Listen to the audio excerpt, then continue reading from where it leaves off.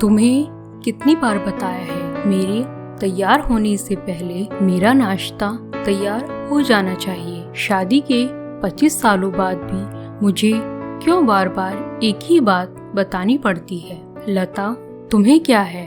तुम तो आराम से घर पर रहोगी, मुझे काम पर जाना पड़ता है। तुम हो कि हमेशा बेवकूफ़ों जैसी हरकतें करती हो। अगर तुम ये जानबूझकर करती हो तो याद रखना, मुझसे बुरा कोई नहीं होगा। आज भी प्रशांत का पारा चढ़ा हुआ था।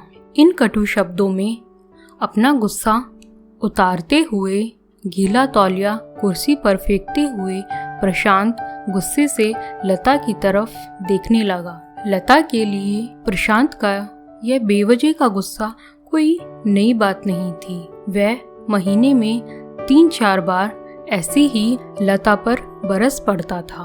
पहले पहले लता उसका विरोध किया करती थी, लेकिन जब कई सालों तक प्रशांत में कोई बदलाव नहीं दिखा तो लता ने खुद को ही बदल लिया। अब प्रशांत के कुछ भी कहने से लता को कोई फर्क नहीं पड़ता था। प्रशांत की हर बात वो चुपचाप सिर झुकाकर सुन लेती थी। शादी के 5 साल तक लता ने पूरी कोशिश की थी कि प्रशांत को बदला जाए, लेकिन फालतू का गुस्सा करना और बाद में लता को भला बुरा कहना मानो जैसे उसकी आदत बन गई थी। कोई भी वाद विवाद होता, प्रशांत सीधा लता को बोल देता, अगर मैं तुम्हें अच्छा नहीं लगता तो क्यों नहीं चली जाती थी अपने मायके? क्यों रहती हो मेरे साथ? इतना सब कुछ होने के बावजूद लता प्रशांत के साथ रहती थी, क्योंकि उसे अपनी बेटी की फिक्र थी। और वह जाती भी तो कहाँ? अपने बूढ़े हो चुके माँ बाप को वह इस उम्र में परेशान नहीं करना चाहती थी। समाज और लोग क्या कहेंगे, यह भी तो उसे देखना था।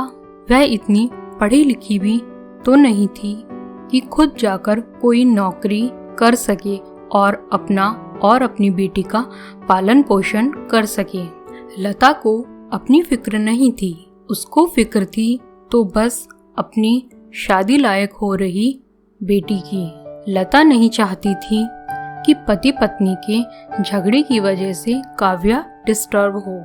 काव्या की पढ़ाई पूरी हो चुकी थी, उसके लिए अब शादी के रिश्ते आने लगे थे। कई रिश्तों को काव्या ठुकरा चुकी थी। 2-3 महीने बाद एक अच्छा रिश्ता आया। रिश्तेदारों और पहचान के लोगों ने भी लड़के के बहुत गुणगान किए थे। प्रशांत एक शाम अपनी बेटी के पास बैठकर उसे बताने लगा, काव्या बहुत अच्छा लड़का है, पढ़ा लिखा है, बड़ा घर है, बहुत अच्छी नौकरी है। ऐसे रिश्ते बार बार नहीं आते बेटा, इस बार मना मत करना। काव्या अपने पिता से ज्यादा बात नहीं करती थी।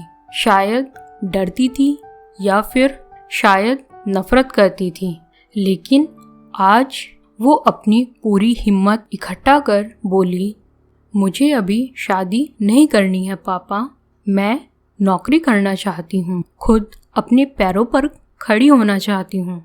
हाँ, तो उसमें क्या बड़ी बात है? मैंने लड़की से बात की है, वह तुम्हें किसी बात के लिए नहीं रोकेगा। तुम शादी के बाद भी नौकरी कर सकती हो, वह तुम्हें नौकरी के लिए परमिशन दे देगा। प्रशांत बोला, मेरा नौकरी करना या ना करना उसकी परमिशन पर क्यों डिपेंड रहेगा पापा? काव्या ने पूछा। काव्या उतना ही बोलकर चुप नहीं हुई। आज पहली बार वह अपने पापा के सामने इतना कुछ बोल रही थी। पापा, आपने माँ के साथ हमेशा गलत व्यवहार किया है। आप अपने ऑफिस का गुस्सा बिना सोचे समझे माँ पर उतार देते हैं, कभी इस बात की परवाह भी नहीं करते कि उन्हें कैसा लगता होगा।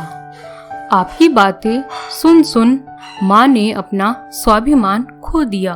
प्रशांत का गुस्सा 7वें आसमान पर था, लेकिन उसके मुंह से एक भी शब्द नहीं फूट रहा था। वो काव्या की बातें सुन रहा था।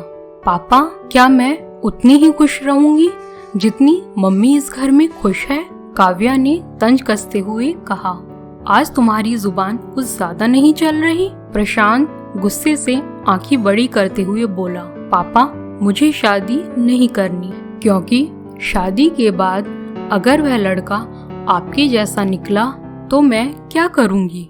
मुझे आपके जैसा जीवन साथी नहीं चाहिए जो बिना बात के मुझ पर हमेशा चिल्लाए। मुझे कुछ भी अपनी पसंद का लेना हो तो 10 बार सोचना पड़े कि वह कहीं नाराज ना हो जाए।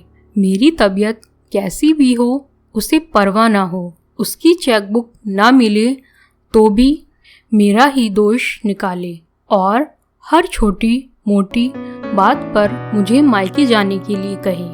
काव्या ने अपना दिल खाली करते हुए पापा से सब कह दिया। प्रशांत कुछ भी ना बोल पाया और वहां से चुपचाप बाहर चला गया। आज उसे लता के सामने जाने में शर्म आ रही थी। चलते चलते उसकी आंखों से आंसू बह रहे थे। प्रशांत ने आज से अपने आप को बदलने का निश्चय किया। अगले दिन से लता ने अपने पति में काफी बदलाव देखा।